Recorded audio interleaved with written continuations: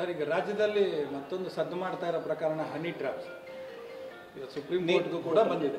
ಮತ್ತೆ ನಿಮಗೆ ಯಾರೋ ಚೀಟಿ ಕೊಟ್ಟು ಕಳಿಸಿದ್ರು, ನೀವು ಆ ಚೀಟಿ ನೋಡ್ಕೊಂಡು ಓದಿದ್ರಿ, ನಿಮ್ಮದು ಮತ್ತೆ ಸಚಿವರುಗಳದ್ದು ಅಂಡರ್ಸ್ಟ್ಯಾಂಡಿಂಗ್ ಇದೆ ಇಲ್ಲ ವಿಚಾರ ಪ್ರಸ್ತಾಪ ಮಾಡಿ. ನೋಡಿ, ಚೀಟಿ ಯಾರು ಕಳಿಸಿದ್ರು ನನಗೂ ಗೊತ್ತಿಲ್ಲ. ಆ ಚೀಟಿಯಲ್ಲಿ ಬರೆದಂಥದ್ದು ಏನಾದರೂ ಹೇಳಿದಂದ್ರೆ ಎರಡೂ ಪಕ್ಷದಲ್ಲಿ ದೊಡ್ಡ ಕ್ರಾಂತಿ ಆಗ್ತದೆ. ಅದಕ್ಕೆ ಎರಡೂ ಪಕ್ಷದ ನೇತಾರರು ಅದರ ಚೀಟಿಯ ಹಿನ್ನಡೆ ಇದೆ ಅನ್ನೋಂಥದ್ದು ಯಾರೋ ಕಳಿಸಿದ್ರು. ಅದು ಯಾರು ಕಳಿಸಿದ್ರು, ಸಚಿವರು ಕಳಿಸಿದ್ರು, ನಮ್ಮ ಪಾರ್ಟಿಯವರು ಯಾರು ಕಳಿಸಿದ್ರು ಗೊತ್ತಾಗಲಿಲ್ಲ. ಸರ್, ಆ ಚೀಟಿ ಬಂದ ಮೇಲೆ ವಿಚಾರ ಪ್ರಸ್ತಾಪ ಮಾಡಿದ್ರಿ ಅಂತ ಹಂಗಿಲ್ಲ ನೋಡ್ರಿ. ಈಗ ಇದು ರಾಜಣ್ಣವರು ಸಹಕಾರಿ ಮಂತ್ರಿಗಳು ಬಹಿರಂಗವಾಗಿ ಹೇಳ್ತಾಯಿದ್ರು, ಇಲ್ಲಿ ಏನು ಯಾವ ಟ್ರ್ಯಾಪ್ ಅದು ಹನಿ ಟ್ರ್ಯಾಪ್ ಆಗ್ತಾಯಿದೆ, ಹನಿ ಟ್ರ್ಯಾಪ್ ಆಗ್ತಾಯಿದೆ.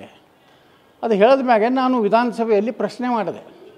ನಾನೇನು ಬಜೆಟ್ ಮ್ಯಾಗ ಮಾತಾಡಿದ ನಾ ಕೇಳಿದೆ, ಒಬ್ಬ ಜವಾಬ್ದಾರಿಯುತವಾದಂಥ ಸಚಿವರೇ ಬಹಿರಂಗವಾಗಿ ಕರ್ನಾಟಕದಲ್ಲಿ ಅವ್ರ ಪಕ್ಷದವರೇ ಹನಿ ಟ್ರ್ಯಾಪ್ ಮಾಡ್ತಾಯಿದ್ರು ಅನ್ನೋಂಥದ್ದನ್ನು ಇವತ್ತು ನಾಡಿನ ಜನತೆ ಮುಂದೆ ಇಟ್ಟಾಗ ಇದು ಸಾರ್ವಜನಿಕವಾಗಿ ಚರ್ಚೆ ಆಗ್ತಾಯಿತ್ತು.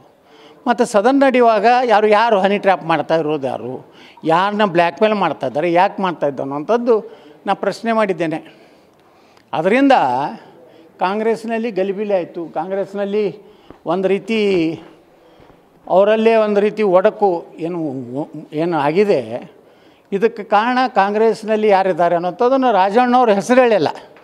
ಆದರೆ ಆ ಹೆಸರು ಅವರು ಹೇಳುವಂಥ ಸಂಕೇತಗಳು ನೋಡಿದ್ರೆ ಕರ್ನಾಟಕದ ಒಬ್ಬ ಮಹಾನ್ ನಾಯಕ ಇರ್ಬೋದು ಅಂತ ನನಗೆ ಅನ್ನಿಸ್ತದೆ. ಸರ್, ಈಗ ಮತ್ತೆ ಇನ್ನೊಂದು ಹೇಳಿದ್ರೆ ಹನಿ ಟ್ರ್ಯಾಪ್ ವಿಚಾರದಲ್ಲಿ, ಚೀಟಿ ಬಂದ ವಿಚಾರದಲ್ಲಿ ನಮ್ಮ ಪಾರ್ಟಿಯವ್ರು ಕಳ್ಸಿದ್ರು, ಕಾಂಗ್ರೆಸ್ ಅವ್ರು ಕಳ್ಸಿದ್ರು, ಅದು ಗೊತ್ತಿಲ್ಲ ನನಗೆ. ಏನು ಸತ್ಯ ಇದೆ ಅದು ಹೇಳಿದ್ರೆ ಎಲ್ಲ ಅದು ಭಾಳ ದೊಡ್ಡ ವಿಷಯ ಸರ್. ಅದು ಏನು ಮುಂದಿನ ದಿವಸನಾಗ ಹೇಳ್ತೇನೆ. ಅದನ್ನು ನಿಮ್ಮ ಪಾರ್ಟಿಯವ್ರು ಇದ್ದಾರೆ ಅದರಲ್ಲಿ, ಅದೇ ಹೇಳ್ತೇನೆ. ಮುಂದಿನ ದಿವಸನಾಗ ಅವ್ರು ಕಳಿಸಿದಂಥ ಚೀಟಿಯೊಳಗೆ ಏನಿತ್ತು ಅನ್ನೋದು ಅದ್ರದ್ದು ಅರ್ಥ ನೋಡಿಬಿಟ್ರೆ ಎರಡೂ ಪಾರ್ಟಿಯ ಮಹಾನ್ ನಾಯಕರು ಮನೆಗೆ ಹೋಗ್ಬೇಕಾಗ್ತದೆ ಅಷ್ಟೇ.